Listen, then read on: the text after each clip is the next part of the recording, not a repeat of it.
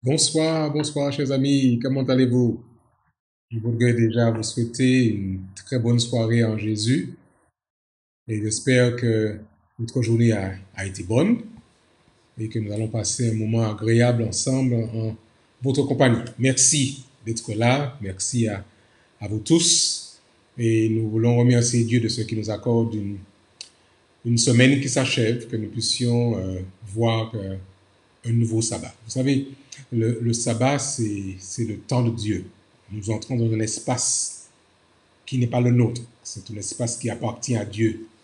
Et nous sommes très heureux de pouvoir être là dans cet espace de temps où Dieu nous invite à être avec lui et à passer ces 24 heures en sa compagnie pour nous rappeler surtout que ce temps lui appartient. Donc je voudrais vous souhaiter à tous la bienvenue dans le temps de Dieu, vous souhaiter un très bon sabbat, sabbat shalom à chacun d'entre vous, que la paix du sabbat soit avec tous ceux qui sont connectés. Je salue nos bien-aimés fidèles qui sont là régulièrement, chaque soir.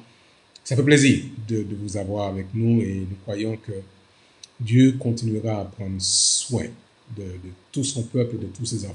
À tous nos amis du pays Dakar, nous disons que Dieu vous bénisse, Dakar et toute la région, nos frères et sœurs du Sud, Sédiou, Jamalaï, euh, tout le territoire, Niagis, Ziguinchor, Saint-Louis, ceux qui sont du Grand Nord, quel que soit de là où vous êtes, nous voulons vraiment vous accueillir en cet espace de temps et souhaiter que Dieu puisse faire du bien à chacun d'entre nous, qu'il soit avec vous, qu'il nous garde, qu'il nous protège. Nous remercions nos amis qui se connectent de plus loin, de la France, des Antilles françaises, ceux qui sont connectés en Haïti, notre sœur qui est à Saint-Domingue, ceux qui sont sur le Grand Nord, au Canada, ceux qui sont connectés en Côte d'Ivoire, ceux qui sont connectés au Cameroun. Quel que soit là où vous êtes, nous voulons vous dire merci de votre temps, de ce que vous apportez avec vous, le soutien dans cette démarche que nous voulons faire. Je vous rappelle que nous sommes aujourd'hui le 43e jour de ce cheminement que nous avons commencé le 27 mars et nous irons par la grâce du Seigneur jusqu'au 4 juillet. Nous voulons, je rappelle les trois sujets que nous avons pour cette période. Déversement du Saint-Esprit, réveil personnel pour la mission et bien sûr nous voulons aussi prier pour le Covid-19, cette fameuse pandémie qui fait ravage sur cette terre et nous croyons que c'est bien que nous puissions passer ce temps en votre compagnie pour pouvoir chercher la présence de Dieu. J'aimerais que nous puissions prier, chers amis, pour vraiment dire merci à Dieu pour son amour, pour sa grâce, pour vous, pour votre soutien, pour chaque membre d'église de toute cette mission, les membres d'église de point E, les membres d'église de Bethel, my friend from Bethel Church, God is blessing you. À tous nos frères et sœurs de Jamalai, à tous nos frères et sœurs de tout le district de Kolda, à Sédhiou, nos frères et sœurs, il y en a même quelques-uns à Vérangara, nous avons à Medina Yerofola, nous voulons saluer toutes ces personnes, nos frères et sœurs d'Elkin, nos frères et sœurs de Djogé. Vraiment, vraiment, nous voulons vous saluer en Jésus-Christ. Nous voulons prier en demandant à Dieu de pouvoir guider notre moment. Je pense aussi, je ne veux pas oublier des frères de Kermassa qui sont chers à mon cœur. Que Dieu soit avec chacun d'entre nous. Nous voulons prier et chercher la présence de Dieu en cet instant parce que nous croyons que nous avons besoin qu'il soit avec nous. Voulez-vous prier avec moi, mes frères et sœurs? Père et aimant, merci pour ton amour. Merci pour cette semaine. Elle a été chargée, remplie d'activités. Pour d'autres, elle a été une semaine de souffrance, une semaine difficile. Mais quel que soit ce que nous y avons vécu, nous te disons merci. Merci pour ton amour, merci pour ta grâce, merci pour ton pardon, merci pour tout ce que tu as fait pour nous, dont nous ne sommes même pas conscients. Alors que nous ouvrons ce moment de partage, mais moment spécial où nous commençons le sabbat, te disons merci Seigneur de ce que tu nous as fait la promesse d'être avec nous tous les jours et jusqu'à la fin du monde. Nous allons ouvrir ta parole, partager ensemble. Viens toi-même nous instruire, nous fortifier. Je t'ai prié, Père, au nom de Jésus et pour ta gloire. Amen. Ce soir, nous entrons, vous savez, chaque vendredi, nous commençons avec ce programme de prière, avec une nouvelle vague. Nous sommes dans la 7e semaine qui commence aujourd'hui. Et c'est le pasteur Ron Closet qui est celui qui va nous conduire dans la réflexion depuis ce soir jusqu'à jeudi prochain. Nous avions la sœur Coleman la semaine dernière et c'est pasteur Ron Closet qui va nous conduire dans cette réflexion. Pour ceux qui n'ont pas encore lu pasteur Closet, c'est le secrétaire ministériel de la division de l'Asie du Nord-Pacifique. Mais pasteur Ron Closet, c'est aussi un auteur. Il a écrit un livre que je vous recommande d'ailleurs, un très très bon livre, Le plus grand besoin de l'adventisme, l'effusion du Saint-Esprit, un livre que j'ai lu et que je vraiment voudrais vous recommander. Mais ce soir, il partage avec une expérience qui vaut la peine d'être partagée. Je vais tout à l'heure ensuite considérer avec vous le texte tiré du livre de Matthieu. J'aimerais d'abord partager l'expérience de pasteur Closet. Pasteur Closet a un doctorat en ministry. Il a été enseignant pendant de nombreuses années à l'université adventiste Southern University. Et il raconte l'expérience qu'il a vécue en 2001.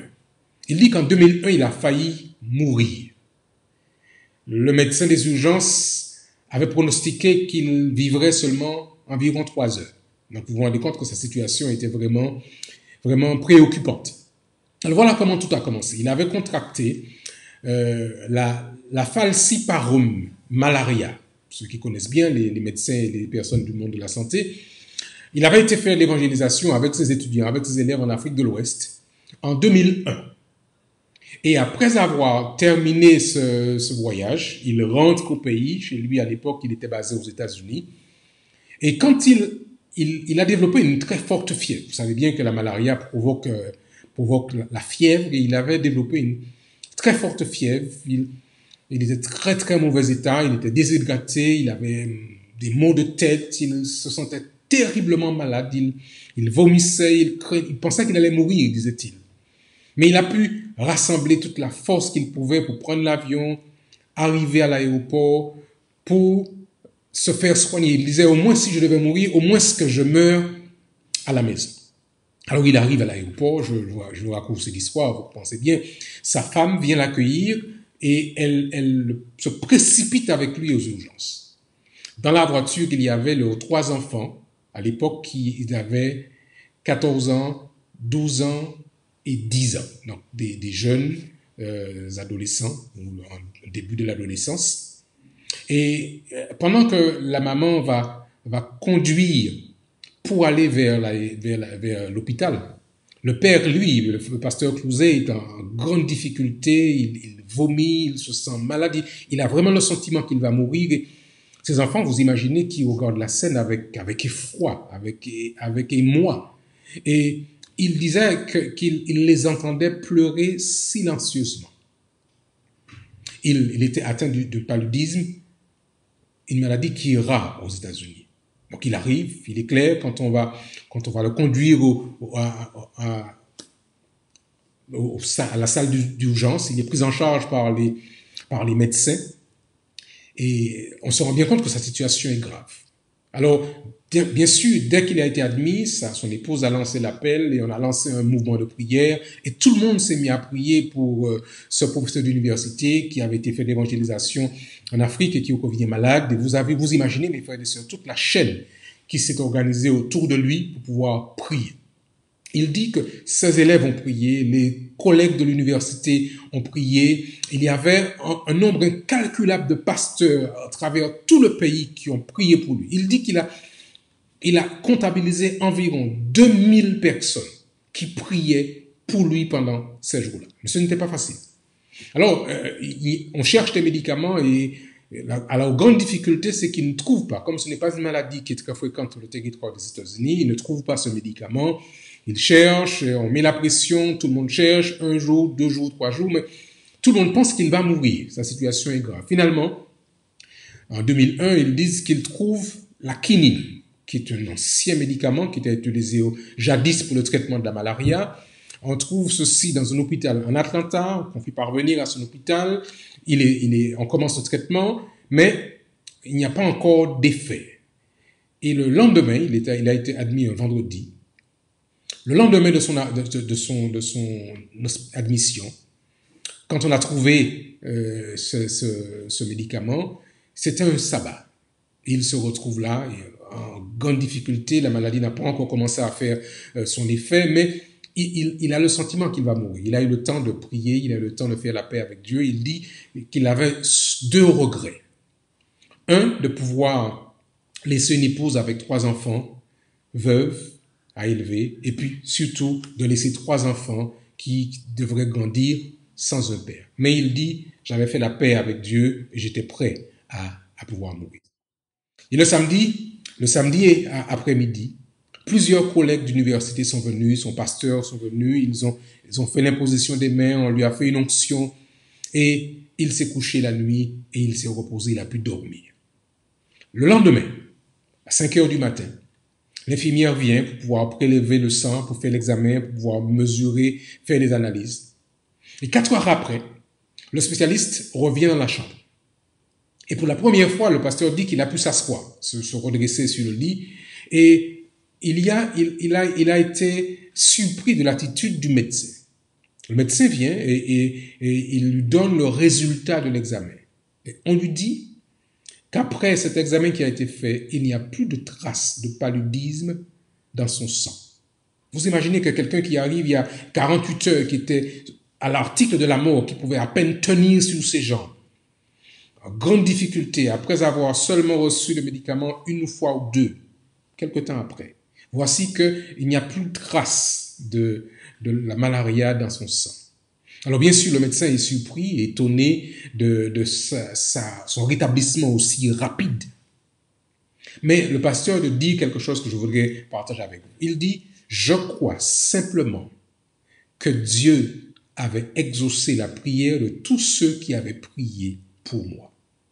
Et frères et sœurs, chers amis, le même Sauveur qui, compatissant, est intervenu pour notre collègue et pasteur Ron Closet est le même Sauveur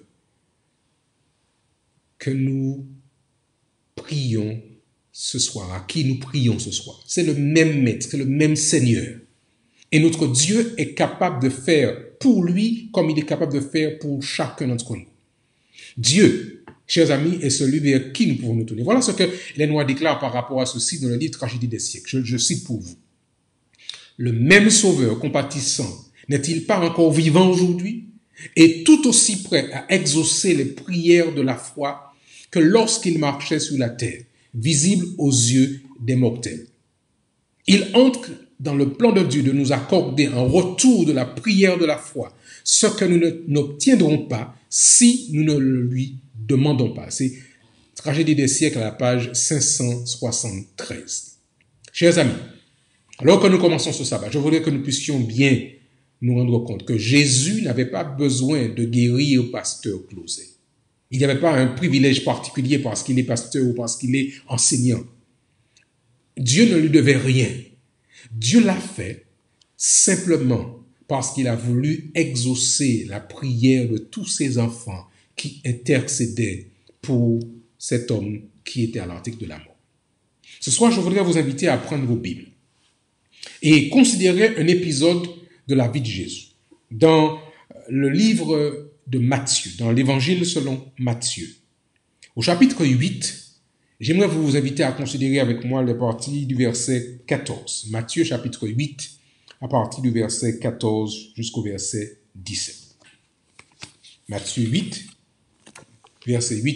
verset 14 à 17. Vous avez trouvé? Je lis pour vous. Jésus se rendit ensuite à la maison de Pierre, dont il vit la belle-mère couchée et ayant la fièvre. Il la toucha de sa main, ou plutôt il toucha sa main, et la fièvre la quitta. Puis elle se leva et le servit.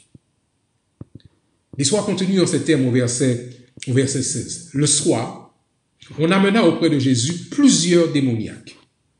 Il chassa les esprits par sa parole et il guérit tous les malades, afin que s'accomplisse ce qui avait été annoncé par Ésaïe le prophète.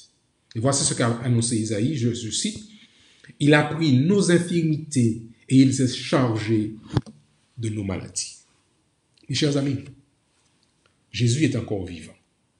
Et ce qu'il a fait à l'époque pour la belle-mère de Pierre, ce qu'il a fait pour ceux qu'on a amenés vers lui ce soir-là, il est capable de le faire encore ce soir. Et cette parole qui avait été prononcée par Jérémie est encore valable aujourd'hui. Il a pris nos infirmités et il s'est chargé de nos maladies. Tout ce que nous avons besoin de faire, c'est de pouvoir nous approcher du trône de la grâce de Dieu avec l'assurance que notre Seigneur entend, qu'il écoute et qu'il exauce.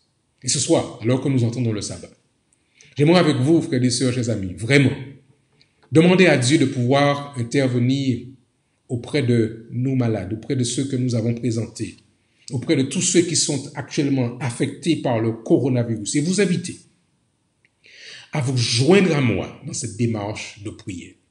La question que j'oserais vous poser, croyez-vous que Dieu peut guérir des malades aujourd'hui? Et j'entends votre réponse, bien sûr. Soit croyez-vous que Dieu peut nous guérir surtout de l'infection du péché? Et j'entends votre réponse, bien sûr. Alors, quel que soit, que nous soyons infectés par le coronavirus, le COVID-19, ou que nous soyons infectés par le virus du péché, Dieu peut nous guérir de ces deux maladies. Et très souvent, vous voyez que parfois Jésus-Christ guérissait et puis il dit, ta foi t'a sauvé. Parce qu'il veut à la fois guérir, il veut aussi à la fois sauver. Ce soir, nous croyons que notre Dieu est capable de guérir, il est capable de sauver. Alors ce soir, nous voulons vraiment demander à Dieu de faire en sorte que notre vie soit conforme à ce que Dieu demande aujourd'hui, afin que nous soyons en paix avec lui à tout moment de notre vie, ce soir en particulier. La maladie n'est pas un obstacle pour le Seigneur que nous servons. Le COVID-19 n'est pas un obstacle pour le Dieu que nous servons. Il est tout puissant. Et il a déjà guéri et il peut encore le faire. Ce qui fait la différence, c'est la prière de la foi. Et ce soir, encore une fois, nous voulons prier notre Dieu. Nous voulons nous tourner vers lui et lui demander de faire pour nous ce que lui seul peut faire, selon sa volonté, pour notre bien et pour sa gloire. Alors je voudrais vous inviter, mes chers frères et sœurs, à vous joindre avec moi afin que nous puissions parler à notre Dieu. La maladie, hélas, fait partie de ce monde de péché. Personne n'est à l'abri du mal et de la maladie. Personne. Mais nous avons le choix quant à la façon dont nous allons traverser ce moment difficile. Nous pouvons toujours nous accrocher à Jésus-Christ dans les moments les plus urgents, en reconnaissant qu'il est le Maître et le Seigneur de notre vie. Alors ce soir, alors que nous commençons le sabbat, je voudrais vous inviter, mes chers frères et sœurs, mes chers amis, à vous inviter à vous joindre à moi, alors que nous allons parler à notre Dieu par la foi, en lui demandant de visiter ceux qui sont malades, ceux que nous avons présentés pendant la semaine, ceux que vous connaissez, que vous voulez vous-même présenter à Dieu. Et croyons que de la même manière qu'il a guéri Pasteur Clouzet en 2001, de la même manière qu'il a guéri la belle-mère de Pierre, de la même manière qu'il a guéri ceux qu'on lui a emmenés ce jour-là, Dieu est capable de guérir ce soir, à l'instant même. Prions, faisons confiance à Dieu. Il entend, il exauce et il répond. Prions ensemble, mes chers amis, frères et sœurs. Notre Père et notre Dieu, nous sommes en ta présence en cet instant, dans ton temps qui est le temps du sabbat, le jour du repos. Tu veux nous accorder le repos physique, mais surtout tu veux nous accorder, Seigneur, le repos de l'âme. Nous pouvons vraiment avoir l'assurance que tu as pris nos péchés, mais que tu nous as débarrassés. Alors Père, nous t'en prions, alors que nous sommes tous inclinés en ta présence, accorde-nous, je te prie, la guérison du mal qui nous ronge, le mal du péché, le mal de cette séparation entre toi et nous. Viens toi-même, Seigneur, remplir nos vies par ton Esprit Saint. Et donne-nous de pouvoir garder les yeux fixés vers le ciel pour attendre ton retour prochain. Mais pendant cette attente, Seigneur, nous te présentons nos malades, nos êtres chers, nos parents, nos amis, nos voisins, ceux que nous connaissons, que nous aimons. Nous te les présentons, Seigneur, en te demandant, comme tu le fis pour la belle-mère de Pierre, comme tu le fis pour pasteur Closet, viens, Seigneur, étends ta main et selon ta volonté, accorde la guérison à ceux et celles qui te le demandent dans cet instant. Reçois les prières, chers amis, Seigneur, de nos amis qui sont connectés. Reçois le soupir qui monte de leur cœur et accorde à chacun une grâce, ta grâce, celle que toi seul peux donner. Seigneur, nous avons confiance en ta parole. Nous avons confiance en les promesses que tu as présentées dans ta parole. Et alors que nous entrons dans ce temps spécial qui est le temps du sabbat, nous voulons, Seigneur, te dire merci de nous avoir entendus. Merci, Père, de nous avoir exaucés et de déverser à l'instant même, nous prions, tes bénédictions multiples et nombreuses sur ton peuple et tes enfants rassemblés. Que l'honneur, que la louange, que la gloire te soient rendues à toi, Dieu le Père, à toi, Dieu le Fils, à toi, Dieu le Saint-Esprit, maintenant et pendant toute l'éternité. Amen. Amen. Chers amis, je crois que nous avons commencé une expérience avec Dieu qui va nous conduire jusqu'aux portes du ciel. Je suis très heureux que nous ayons passé ce moment ensemble. Je voudrais vous souhaiter à tous un très bon sabbat en Jésus. Qu'il vous accorde sa paix, qu'il vous accorde sa grâce. Continuons à prier, continuons à faire de ce sabbat un moment spécial où nous sommes tout près de lui. Pour ceux qui vont se connecter dans les différentes églises, si vous êtes connectés sur les différentes applications, partagez avec vos frères et sœurs l'amour que vous avez dans votre cœur pour Jésus. Appelez un frère, appelez une sœur, appelez quelqu'un qui aurait abandonné l'église, qui se serait refroidi. Dites-lui que Jésus l'aime. Partagez cet amour que vous aurez reçu de la part du Seigneur. Il a donné gratuitement. Nous aussi partageons avec ceux et celles que nous aimons et qui sont peut-être loin du Seigneur. Merci encore de votre présence. Nous vous souhaitons un bon sabbat. Que Dieu vous garde et qu'il vous bénisse. Bonsoir à chacun. Et nous vous disons bien sûr, rendez-vous 19h30 demain soir. Sur la même plateforme, 19h30 heure du Sénégal. Que Dieu vous bénisse. À très bientôt. Et que le Seigneur continue à garder chacun d'entre nous.